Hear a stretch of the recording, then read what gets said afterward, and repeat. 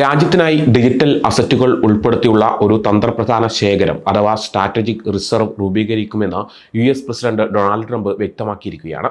കഴിഞ്ഞ ദിവസം സമൂഹമാധ്യമ പ്ലാറ്റ്ഫോമായ ട്രൂത്ത് സോഷ്യലിൽ അദ്ദേഹം പങ്കുവച്ച കുറിപ്പിലൂടെയാണ് ആഗോള സാമ്പത്തിക മേഖലയിൽ ചലനം സൃഷ്ടിക്കാവുന്ന വമ്പൻ നീക്കം സംബന്ധിച്ച വെളിപ്പെടുത്തൽ നടത്തിയത്.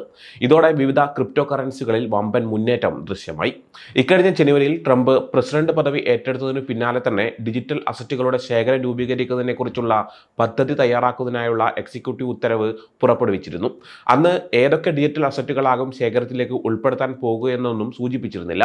തുടർന്ന് 1.5 മാസത്തെ ഇടവേളയ്ക്ക് ശേഷമാണ് ഡിജിറ്റൽ അസറ്റ് റിസർവിൽ പ്രമുഖ ക്രിപ്റ്റോ കറൻസികളൊക്കെ ഇടം നേടുമെന്ന് വ്യക്തമാക്കിക്കൊണ്ട് ട്രംപ് രംഗത്തെത്തിയത്. എന്തുകൊണ്ട് ക്രിപ്റ്റോ കറൻസി റിസർവ്?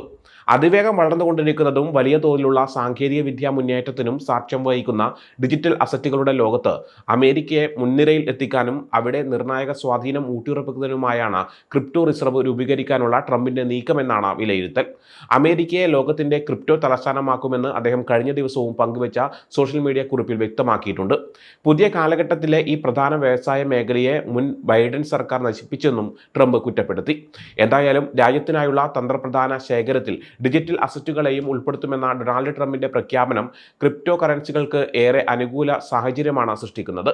മുൻകാലങ്ങളിൽ നിന്നും വ്യത്യസ്തമായി യുഎസിന്റെ ഭരണനയങ്ങളും സമീപനങ്ങളും കൂടുതൽ ക്രിപ്റ്റോ കറൻസി സൗഹൃദമാക്കുകയാണെന്നും ഇതിലൂടെ വ്യക്തമാക്കുന്നു. നിലവിലുള്ള പ്രധാന ക്രിപ്റ്റോ കറൻസികളെ ശേഖരത്തിൽ ഉൾപ്പെടുത്താനുള്ള നീക്കം ആഗോള സാമ്പത്തിക മേഖലയിൽ അവയുടെ വളർന്നുവരുന്ന പ്രാധാന്യത്തെ അംഗീകരിക്കുന്നത് പോലെയാകുന്നു. ക്രിപ്റ്റോ കറൻസികളിൽ കുതിപ്പ് എങ്ങനെയാണെന്ന് നോക്കാം. ബിറ്റ്കോയിൻ തിങ്കളാഴ്ച രാവിലെ $94,000 നിലവാരം പിന്നിട്ടു. വെള്ളിയാഴ്ച $78,300 നിലവാരത്തിലായിരുന്നു വില രേഖപ്പെടുത്തിയിരുന്നത്. ഏകദേശം 20% വർധന ഇതിനകം കുറിച്ചു. ഈതർ നിലവിൽ $2,480 നിലവാരത്തിൽ വ്യാപാരം ചെയ്യപ്പെടുന്നു. ഒറ്റയടിക്ക് 20% വർധന രേഖപ്പെടുത്തിയിട്ടുണ്ട്. XRP വിപണി വിലയിൽ 38% മുന്നേറ്റം കുറിച്ചു കഴിഞ്ഞു. സൊലാന 20%-ലധികം നേട്ടമുണ്ട്. കാർഡാനോ ഒറ്റയടിക്ക് 80% വർധനയാണ് രേഖപ്പെടുത്തിയത്. ക്രിപ്റ്റോ കറൻസിയിൽ ഇനിയെന്ത്? പ്രസിഡന്റ് ഡൊണാൾഡ് ട്രംപിന്റെ ഭാഗത്തു നിന്നും പുറത്തു വന്നിട്ടുള്ള പ്രഖ്യാപനം ക്രിപ്റ്റോ കറൻസികൾക്ക് ഏറെ അനുകൂലമാണ്. ഇതിന്റെ പ്രതിഫലനമാണ് ഇപ്പോൾ വിവിധ ടോക്കണുകളിൽ കാണപ്പെടുന്ന മുന്നേറ്റം. ഇക്കഴിഞ്ഞ ഫെബ്രുവരിയിൽ 2022 ജൂണിന് ശേഷം നേരിട്ട ഏറ്റവും വലിയ തിരിച്ചടിയിൽ നിന്നും കരകയറാനും ക്രിപ്റ്റോ വിപണിക്ക് ഇതോടെ സാധിച്ചു.